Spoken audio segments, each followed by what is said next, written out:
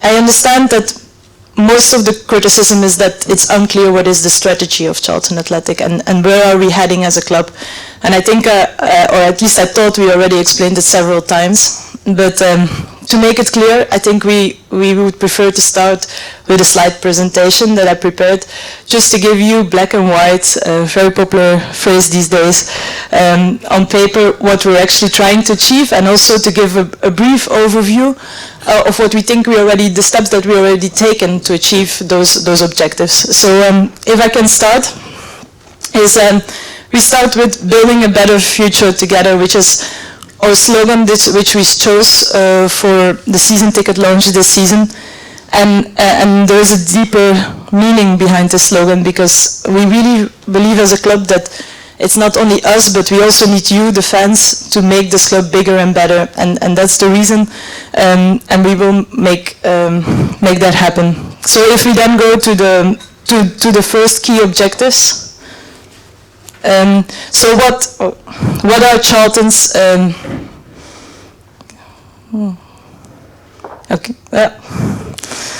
Well, for sure, improve technology. It's not working. Okay. So Charlton Athletics key objectives. Bear in mind that it's a really high-level overview, but it's just to give you an idea. This is an open conversation, so please, if something is not clear, ask me questions. If you want more information on what is on the slides, don't hesitate to ask me. So we want to become a competitive championship team with Premier League ambition. So there it is, black and white, that's our ambition.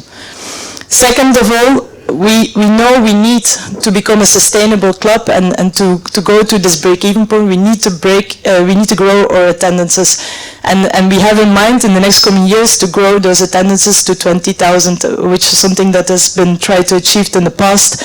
And the only way to do that is obviously increase the performance on the pitch, but also we need to do that through fan engagements. We need to include the fans in this discussion, is how can we involve the fans to get more fans into the ground. And lastly, which is already very much part of this club and which what makes this club so special, is that the academy and the community is really at the heart of all the operations that or whatever we do as an activity. So now I'm going to talk a bit of what we've done so far, which we think will bring us, to start with, to a competitive championship club with a Premier League ambition. So here's some quite interesting numbers for you. Since January 2014, we increased the player wages budget with 40%. So we already invested in the players' salaries, but also, as you can see, which is a very important figure, so we don't only invest in facilities, but £9 million since January has been gone to incoming players transfer. So that gives you kind of an example of those undisclosed fees, what kind of fees that were behind those deals. Whereas before, it was on this comparable period, it was only 1.1 million. Then I remember very vividly when I arrived at the club in January 2013, that most of the players that day, it was 25 players of the squad, only 5 had contracts beyond 2014. And that was a real struggle, and it created a lot of instability. Well, today it's the other way around. It's of the 25 players that we have more or less in the squad, only 5 of them their contract will expire, of which one of them is Mr. Jackson's, and I'm sure I will get conversations about that later.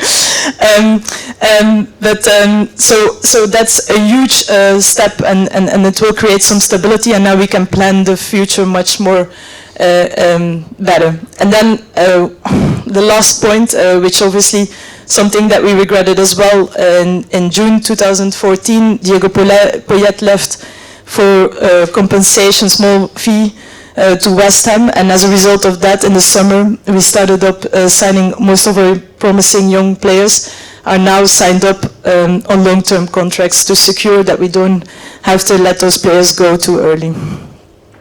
Does anybody have questions?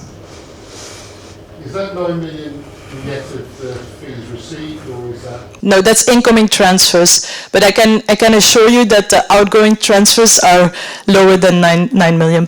So we still have a way to go. So growing attendances and engaging with fans. So part of the things we try to do to grow attendance and engaging with fans is obviously a much needed investment in the valley and the training ground. So since January 2014, we invested £4.5 million already.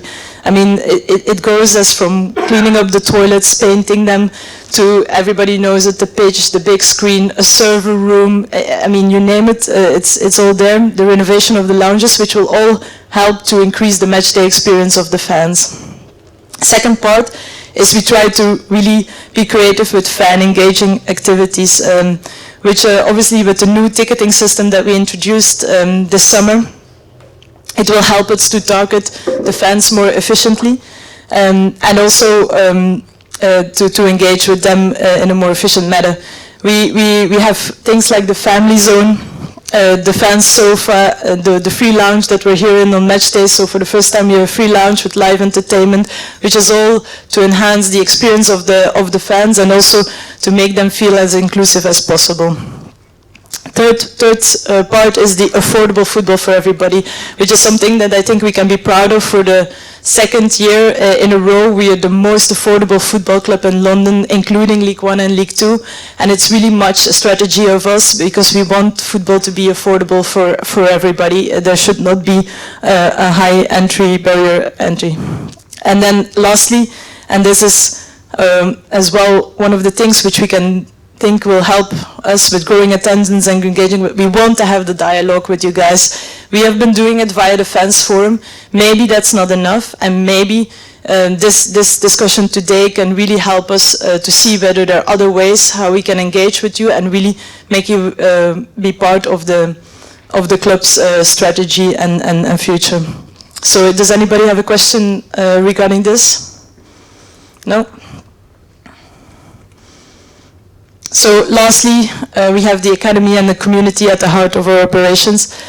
I mean, it's incredible. Everybody knows that Charlton has a great youth academy, and obviously Steve is very much part of that and responsible for that, so I won't take the credit for that. I mean, alone already this season, we had 5 academy players which made their first start in the first team, and we want to give Steve the tools to keep producing those players. And I mean, the investment in the training ground and the pitches that already started, the renovation is all part of this. And it will be key for Charlton's strategy to attract the best talent in London, the best players of London, to give them a good training, good facilities, but also create a career path and show them that they can make it into our first team, and that will be our competitive advantages over the other Premier League clubs in London. And then lastly, it's the strong presence that we have in the community through our partnerships, which the most obvious one is obviously the Community Trust. We're very proud of the work that they're doing, and the work that they've been doing has been recognized worldwide with awards.